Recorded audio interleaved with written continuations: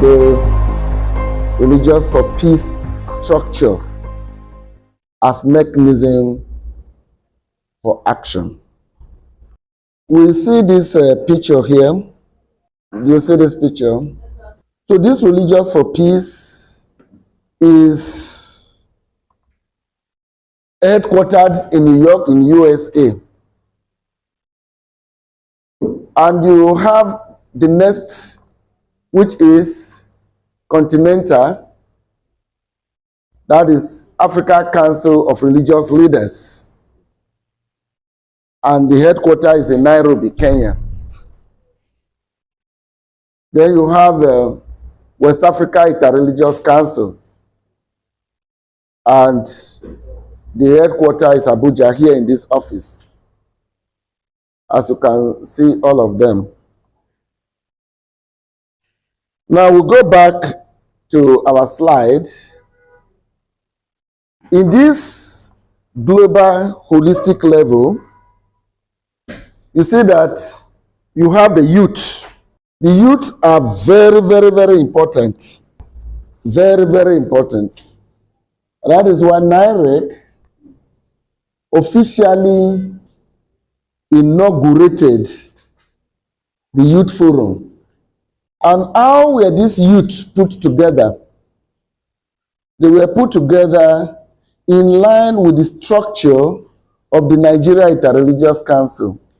And this structure has to do with the Nigeria Supreme Council for Islamic Affairs and the Christian Association of Nigeria. Recall that these two bodies own NIREC. And that is why the the President General of the Nigeria Supreme Council for Islamic Affairs and the President of Christian Association of Nigeria are the two co-chairmen. So they are two in one, like we explained yesterday. Why the youth? The youth are very, very energetic. They can be used for good. They can be used for evil. They can be used to restore. They can be used to destroy. So based on that, we have, like in NIREC, we have co-chairmen of the Youth Forum. That is Venerable Abibolabi and Alhaji Akade Abubakar. So what I have explained now ought to be the standard for all IRC. What is the meaning of IRC? Interreligious councils. And like I explained yesterday, Nigeria is very unique because we have all the Christians come together under an association, Christian Association of Nigeria, and we have all the Muslims come under a Supreme Council. But I'm sure each country has its own organogram, like in Sierra Leone, in Ghana. And I want to let you know too that it is only yes, maybe I shall calculate, for as far as I know, it's only Nigeria, NIREC, that enjoy the largest of governments. Others are not sponsored. In Sierra Leone, when I went there, they pay for the accommodation by themselves. They pay registration due to belong to the Interreligious Council of Sierra Leone. And when you go to Ghana, Ghana is like a one-man's business. Adokpakpo. They don't have co-chairman. When I went to Ghana, I paid for my accommodation. I paid for the accommodation of the Executive Secretary of Ghana Interreligious Council. I paid for my food. I paid for his food. You get it now? So that is to let you know that we are lucky. Ghana, they don't have an office. The Executive Secretary operates from his house. Yes. Sierra Leone, I think they have an office now. But Nigeria graciously gave us this office space, even though we are non-governmental council. So now we now go to women, and I'm sure I want this one to be captured very well. The last but two interreligious council, Aja Alima is a witness. When the women say, okay, and I'm sure Dickiness is here too, Jesolo, Jesus my witness. He said, okay, NIREC, you have put together the youth. What happens to the women? So what we did for the youth, that is supposed to be the NIREC standards for the women too. But fortunately for the women, they already have an existing woman of faith that has who are the no, you have Form 1 and one weekend. There you go. So your organogram, I don't know. I don't really know your organogram. Whether it is like the youth own, where you have co-chair, women co-chairmen, but that's a topic for another day. But all we know is that we have women of faith in Nigeria. And Agatha, is it the president? Is the coordinator. So that is for the women. Then we'll have the next one is, that is, we're trying to explain the youth, interreligious council of women. That is at the local level. Then at the global level, we also have a structure that is Religious for Peace, that coordinates the whole world. African Council of Religious Leaders coordinates both Africa and all the regions in Africa. Then you have, we have explained the global, the regional, and the national. Then we have the local. But before we go there, let me show you something. This is the Dr. Francis Korea is the Secretary General of Religious for Peace. He took over from Dr. Azakaram.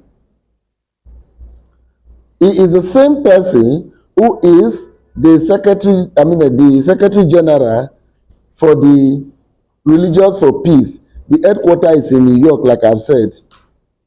So this make it easy for him to coordinate both the continental and the international.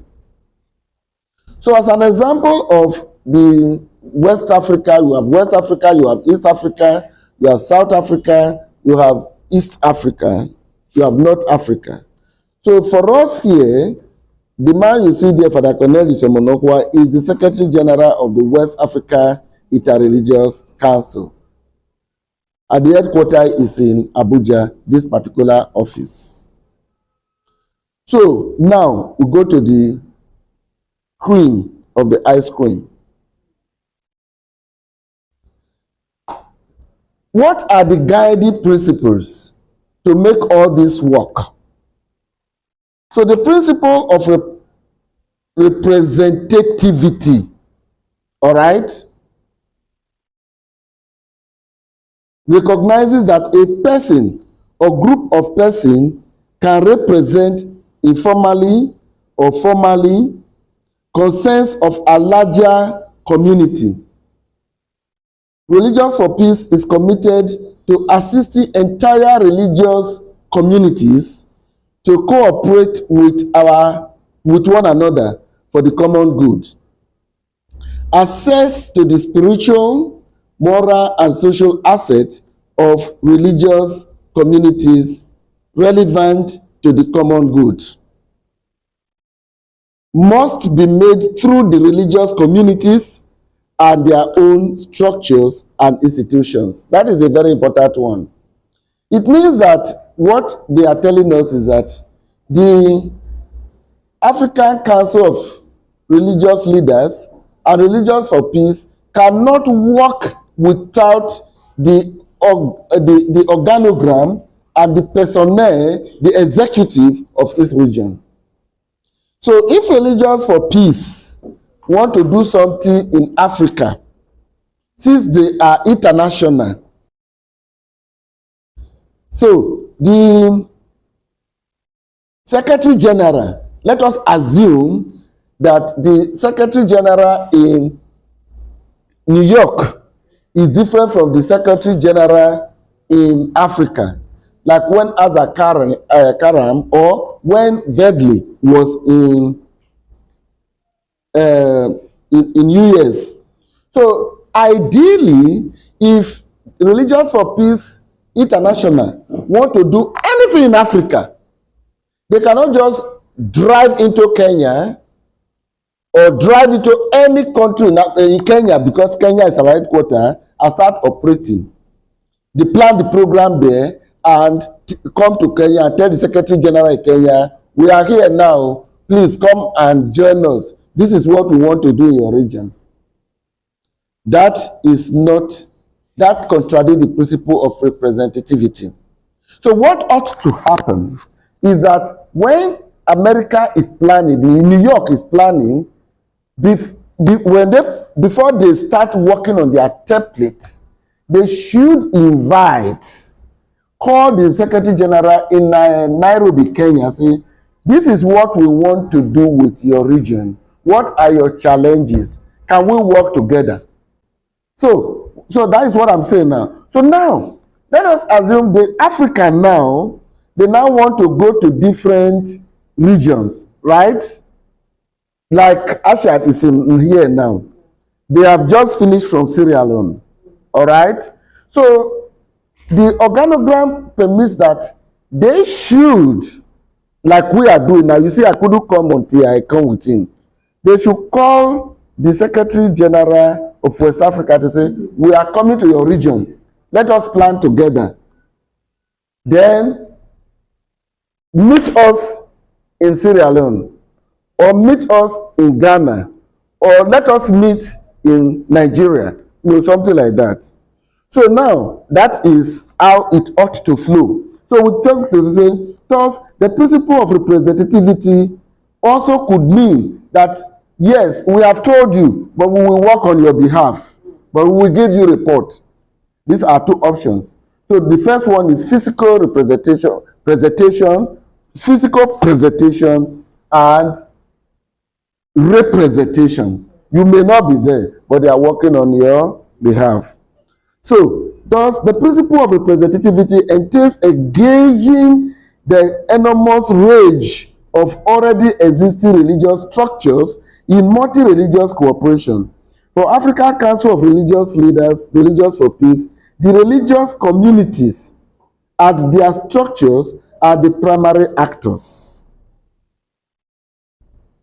And the African Council, this is something they do very well, and I give them credit for it. Anytime they want to do anything with the Sultan, that is the President General of Supreme Council, they call me. Can you help us reach out to the Sultan? Can you help us reach out to the camp president? They don't go directly to Sultan. They've never done it.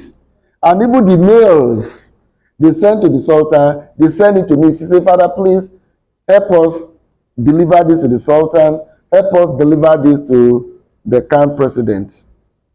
Because they recognize the structure of NIREC. And we have done that very well. Okay, like 4 days ago, they wanted to get in touch with Niger Republic. They had to call me to say, can you help us contact something? And of course, I know the Executive Secretary of Interreligious Dialogue in Niger. And I called the man. Ashad was in the group, and we were talking French and English, and the Holy Spirit was interpreting. So for African Council of Religious Leaders, the religious communities and their structures are the primary actors. That is the meaning of just saying. So in multi-religious cooperation, Religions for Peace also recognize the unique role that creative minorities have within their own communities as they work to help their communities address new challenges. For example, if we want Religions for Peace and African Council to deal with us the way they deal with Sierra Leone and Ghana, that would be selfish. Because we are lucky, we are more organized than them, and we have local funding. They don't have local funding. It was when I went to Ghana that I had to speak to the Vice President of Ghana to please create a room. They did not promise they were going to give them office.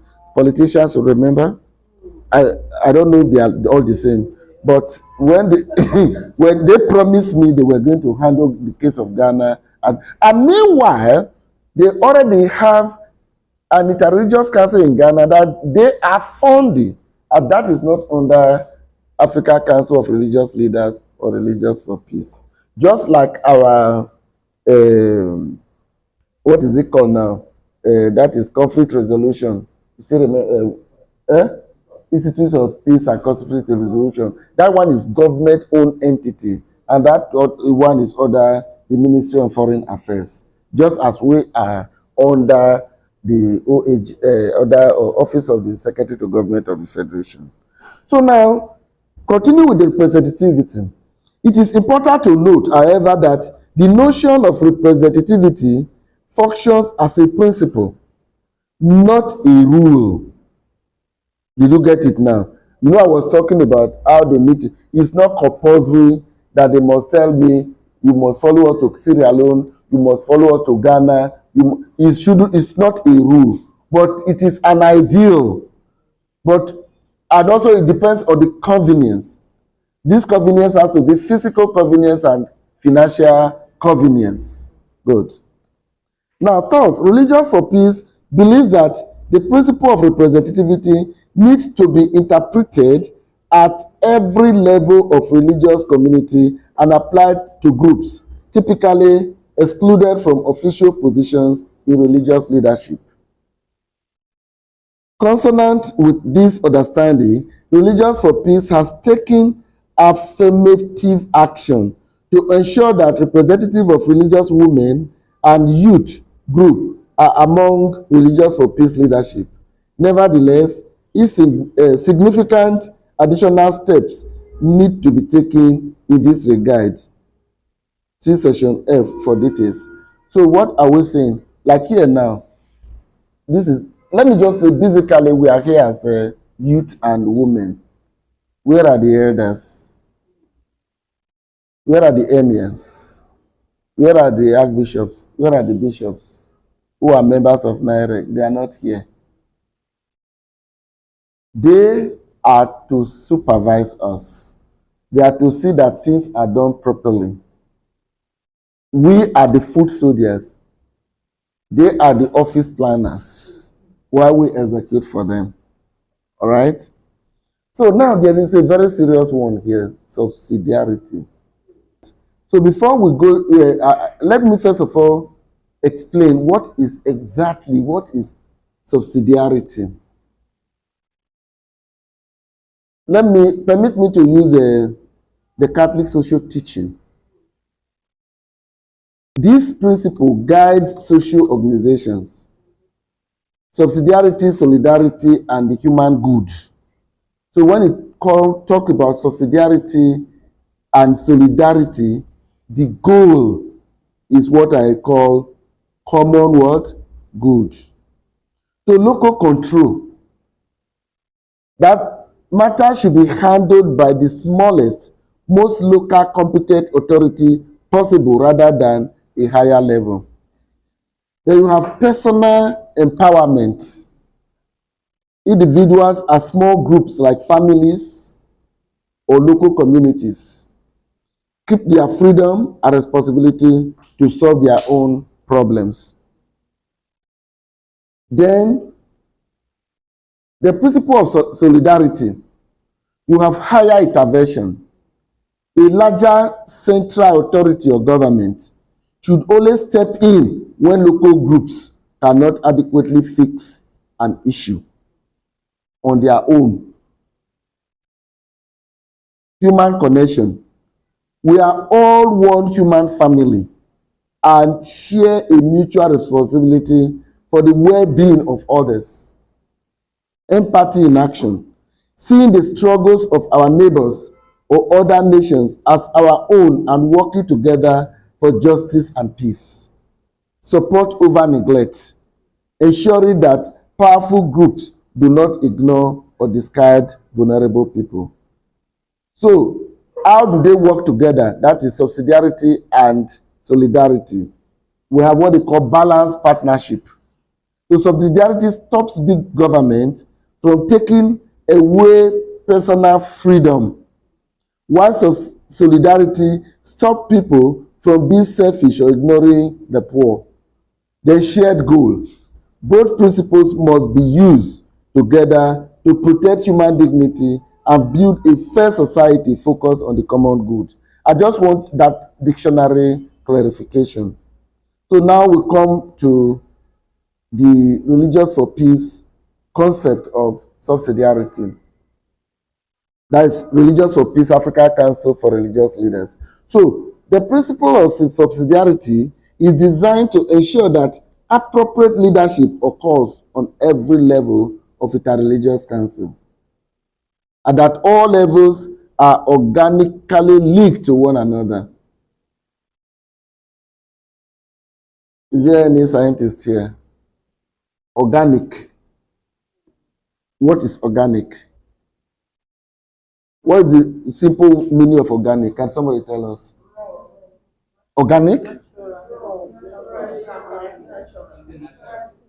Okay, that is natural.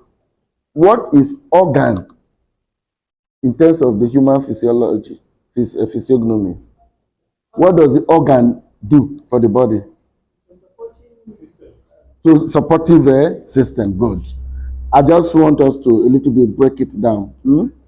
So the principle makes clear that local leadership applies at the level of sub-national units, national leadership at the national level, regional leadership at a regional level, and world leadership at the international level. We are going back again to our office in New York, Nairobi, and the different countries. So the principle of subsidiarity also clarifies reciprocity among all levels. Reciprocity, that is, they say, let me describe it like this. Look at me. Ubonarere, laborek, begekola. That is, this hand will bring, this hand will bring. Then you can now wash your two hands together. Clean. That is exactly what I'm saying, or what we are saying. So the principle of subsidiarity also clarifies reciprocity among all levels. No level can disregard the principles that guide the entire organization, but each restricted level is included in and is part of all broad levels of organizations. What are we saying here? There is no question of usurping. For example, now, I'm now treating NIREC as my personal property. It cannot work. So this principle allows for inclusive representative participating regarding situations that affect the whole organization, but also ensures that local actors remain the agent of their own affairs regarding local issues. In other words, no, let me just use this office as an example. I am the executive secretary. I should not be seen doing the work of a secretary. I should not be seen doing the work of a protocol officer. I should not be seen doing the work of administrative secretary. I should not be seen doing the work of a driver. Everybody, mind your work, mind your business, and do it very well. Then there must be coordination. Now, how are you doing your secretary work?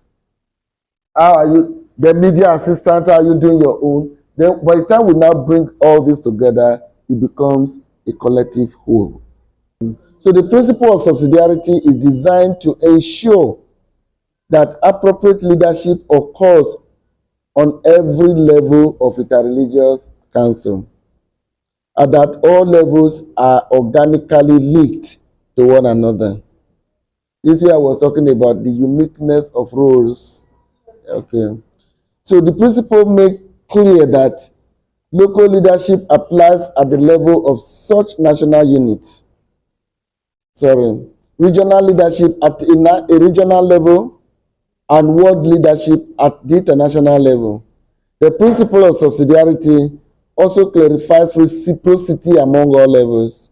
No level can disregard the principles that guide the entire organizations, but each restricted level is included in and is part of all broader levels of organization.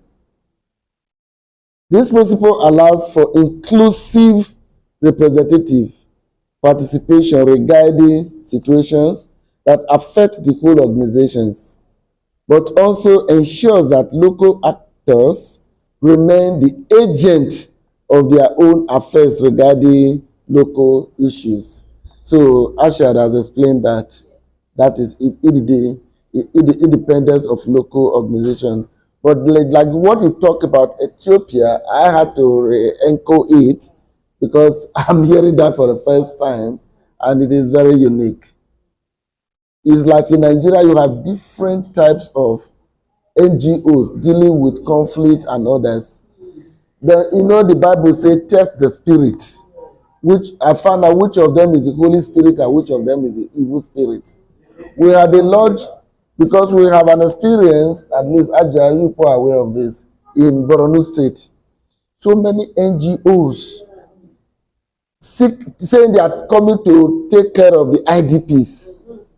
Many of them, they collect a lot of grants from foreign nations. That food never get to the IDP. It has happened. I hope it's not happening again. So, and now the question is, one man just wake up one bright morning and starts a church. I'm giving you an example. But he claimed to be healing people. Those who are following don't even know the agenda of the founder of that church, but they are following. Then somebody wakes up one day, a lot of them come to my office. They want to start, we are an NGO. So what we now did, actually this is important for you, we now discover that if a pastor comes to my office and said he want to register an NGO and he do, I'll say go and bring a letter from CAN. If he's a Muslim, go and bring a letter from Supreme Council. So that they don't drag you into what you don't understand. Because people have a lot of hidden agenda. And this is why these local actors, their independence is good, but we need to know their modus operandi and their modus vivendi. That is their rules of operation and their laws of operation. So this principle of solidarity is a core principle at building the cohesion of the interreligious councils by binding members to stand in solidarity with each other in times of challenges and difficulties. At least let me be positive here. In Jos, there was a Malam. You know the name of that Malam. During conflicts, he was able to save close to 100 Christians in his mosque. You remember the name? So, it's late now. When the man died, Evil International Network, you saw the letter I wrote on behalf of NIREC about him. And I also did a video recording about him. It was so wonderful. And again, I give you an example of this local independence. When you want to talk about interreligious connection, Jos is number one. And I can say this confidently because that time it was alleged that some Fulani travelers were killed in Jos. So what now happened? In our meeting, we were discussing it in NIREC meeting. So the co-chairman suggested that we have to go to Jos. But Mustafa provided an aircraft. They now said, okay, let us call it Plateau Consultative Forum. We went there. So when we got to Jos, the first impression we got is it the same place where we are expecting fire? Is it the same place where we are expecting Christian and Muslims to be slaughtered? But something had happened. There was division of labor. The Sultan was calling the prominent Fulani people in Jos to tell them, look, no reprisal. Then camp president was calling the prominent Christians in Jos to say, make sure there is no fight. We are coming. And that was how that problem was resolved.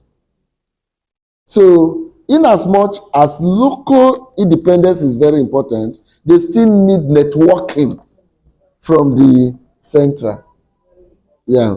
So, this is especially important. Before I continue, do you know that there is nothing I do in NIREC?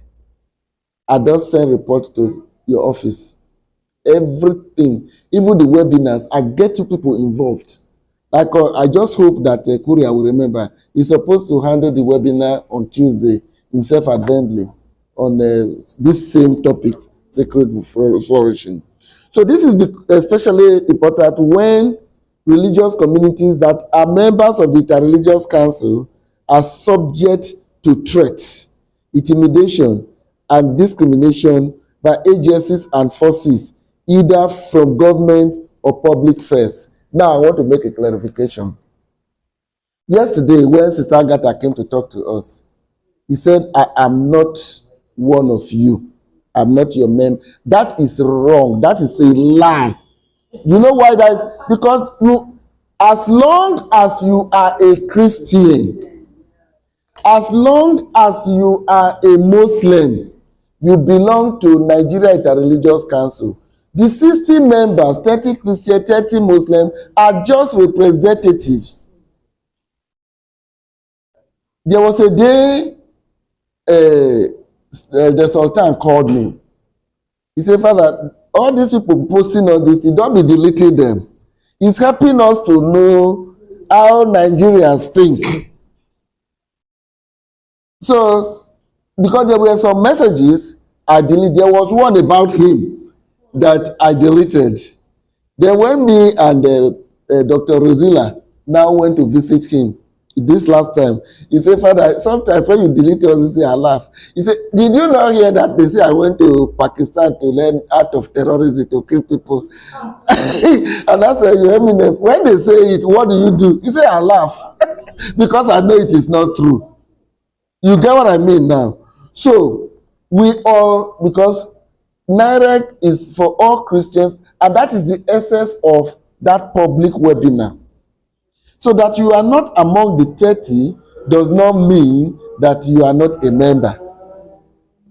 Like now, this coming NIREC, I've told the camp president, I'm still going to tell the Sultan, and we have said it's a resolution we are going to take, that we write to the woman, to her, since it's the coordination, okay, come for the meeting, come and give report, like he did the other time. So the question of, I'm not a member, I'm not one of you, is really not there. And is it not the one that called you people? Did I invite you? She's the one who invited you people. I said to him, bring your women for this training. So I just want to let you know that that statement is a fallacy of extended middle, what they call lacius hoc in Latin. So the principle of representativity, are we together? Yes. That principle of representativity is where this 30 Christian, 30 Muslim comes in. That in every organization, you cannot have the whole crowd. Everybody there. The institution, the Muslims are represented, the Christians are represented. let me give you a little shock. You laugh a little. When I was the secretary of Mission and Dialogue, Monsignor Adigwe was the director. There are two statements he used to hammer into my head. The first statement is, he said, a good director is a director who has a good secretary. Principle of representativity, right? That if you are a director, you don't have a good secretary, you cannot perform well. Donald Duke said, when you see a political leader misbehaving, it's because he has no good wife. Then now he made the last one, the one that is very true. He said in a committee, he said a committee of 3 work better when 2 are absent. Can you repeat what I said? A committee of 3 work better when 2 are absent. What he is saying is that sometimes you are a committee of 3 to do something, and the other 2 are sluggish. Then if you want to say, let me wait for the other 2, that thing will never be done. So you will work on it. Okay, take for example, we were supposed to write a letter to National Assembly. Even me, I forgot. It's only Aja who remembers. In fact, he will call me. He will send message. Yesterday, I had to do handwritten and said to me, I said, okay, we will handle this. So, yes, the principle of, like now, if I sit in this office, I said, okay, if I want to do a PowerPoint, I must wait for my secretary. If I want to book an appointment, I will never do anything. I will be like a driver, a man whose driver took to somewhere, and there was a little quarrel, and because the driver know that the man does not know how to drive, he said, please carry your key, I'm off the duty, and he left. And the man was abandoned with his vehicle. With his limousine. And he took the bike and left. So, in Esako, we say, he said, when you are on a race, don't wait for anybody. Just keep going. And it's a very strong principle. And my mother and my dad would put it that when you pass, he said, when you pass a road, you must leave a mark. Anywhere you put a mark by which you will be remembered tomorrow. So, the principle of representativity, subsidiarity, and solidarity are complementary. They complement each other. And they are necessary. Necessarily, to understand them together. Each cannot stand on its own. You cannot say because of complementarity, you have to wait. You don't say because of solidarity, you have to fold your hand. No, action must continue.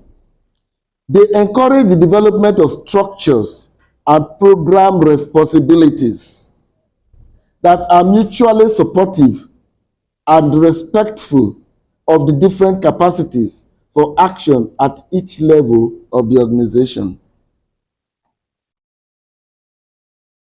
So, what are we saying in effect? I started with all these levels. So what we are saying in effect is that we have the principle of representative, that we represent one another in our action, and that is why we have 30-30 youth, 30-30 adults. Even at the women level, like when I came from Kenya, Sister Agatha said, how often do you people meet? He said, we don't meet often because of financial crisis. I say, what of that you meet electronically? Can you invite me to any of your meetings? At least let me see what the women are doing. He said, why do you want to invite us? People recognize the women now. There's never a time NIREC never recognize women. That one person is not there as a representative does not mean that the whole group is abandoned. You get it now? So I say, okay, this is what we are going to be doing. I say, okay, we are having this program, invite your women. And that is how we put it. So with this, I think I'm done with this presentation. So any question? Contribution? Well, Commonwealth institution. So the question is, how do we turn these ideas into action? And this is where the Regions for Peace action method comes into play. So now, so this is the method. Again, I'm saying I'm going to go very fast, yeah? So when we want to now to turn these ideas into action, look at a problem, discern it, analyze it, go deeper, to the point of developing an action plan and monitoring. It is not so different. It is important to mention this is not a project cycle. We all know in a different capacity you have project cycles. You will come up with a project, develop a proposal, a concept note, and all that. Yeah. So the first step in the Religion for Peace action method, when you're looking at a challenge, looking at the challenge through the shared sacred worldview lens. Number 2, addressing the problem behind the problem. Number 3, building consensus before action. That is why we touched on Religions for Peace structure as mechanism for action. You're all on the table. You need to build consensus before taking action. Mobilize the right religious and community assets. We're going to talk about what assets are. Develop and implement an action plan. Build partnership and collaboration. Monitor, learn, document, and share success. I want you to highlight the word document. Documentation. We lack this a lot in our structures as IRCs. So many IRCs. We do a lot of work. We do so much, but you don't document. And if you don't document, we can't learn. Or other people don't get a chance to learn from us. Yeah. So we'll go through each one. So looking at the challenge through a shared sacred worldview. How does the SSW help us understand the challenge? Yeah. Mentioned yesterday, looking at, asking yourself different questions. Instead of seeing only crime, poverty, conflict, corruption, we also see broken relationships, forgotten sacred values, wounded dignity, weakened institutions, damaged creations. Some of the questions you can ask yourself: how is sacred dignity compromised? How are relationships damaged? What will restore flourishing? What will restored flourishing require? That is start to make sense. Yeah. Number 2, addressing the problem behind the problem. You need to look beneath the surface. The visible problem is not enough. You need to look at the underlying causes. So you ask yourself, what reductionist assumptions are present? What are reductionist assumptions? Who can guess very fast? The dominant worldview approach. What are the reductionist assumptions are present? Where are people, nature, or communities instrumentalized? Again, the dominant worldview. Yesterday we talked about mechanistic thinking, the mechanistic principle of the dominant worldview concept. Yeah, the control, measure, statistics. So instrumentalization of people or nature. These are just statistics. Nature is just a resource. Yeah. So what spiritual, cultural, or moral fractures exist? Some of the questions you can ask yourself, and this is just an example. Yeah, that for example you have religious violence, possible deeper causes. Could be fear, could be political manipulation, historical grievances, could be poverty, but then you go deeper now. You have to go deeper into asking some of these questions. What spiritual, cultural, moral fractures actually exist? Deeper than this. Yeah? So because if it is misinformation, perhaps it's or exclusion, then you're talking about trust. There is no trust. Sorry. There is no trust within the community. Yeah. So the Religion for Peace action method focuses on the roots rather than the symptoms. Yeah. Number 3, build consensus before action.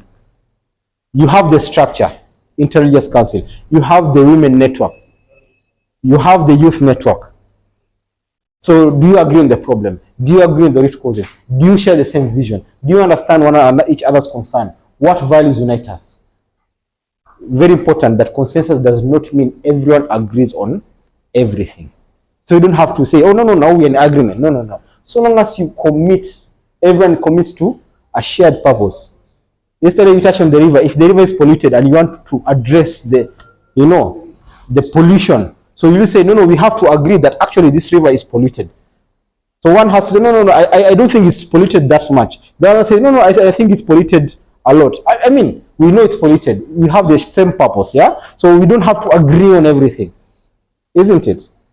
An example, these are different religious leaders, Muslim, Christian, traditional religious leaders, government, and youth organization may hold different perspectives on drug abuse, but they can agree that every young person deserves dignity, hope, and that is starting to make sense, yeah? Number 4, unfortunately, we'll take the T after we finish. Mobilizing religious and community assets. So every community already has assets. The question is what strength already exists that you can build upon. Yeah. So what, and we're going to go over examples of religious assets. What are examples of religious assets? Who can try? A religious asset. When you're talking about an asset, an example of a religious asset. Human resource. Deeper, a bit deeper. An example of a religious asset. Our mosques, our churches, shrines, those are assets. True or false? The schools, it could be madrasa, Sunday school. Those are assets. Is it? Hospitals, those are assets, isn't it? But then you can differentiate them into different. You can have physical assets. You can have spiritual assets. The sermons, that's an asset. Yes, exactly. Human resource. The interreligious council is an asset. Yeah. So this is very important, by the way, to understand what assets are. So what assets do you possess? The scriptures, the Bible, the Quran, discuss if those are assets. Yeah. We could go deeper. Community assets, strengths that already exist within the society. Talked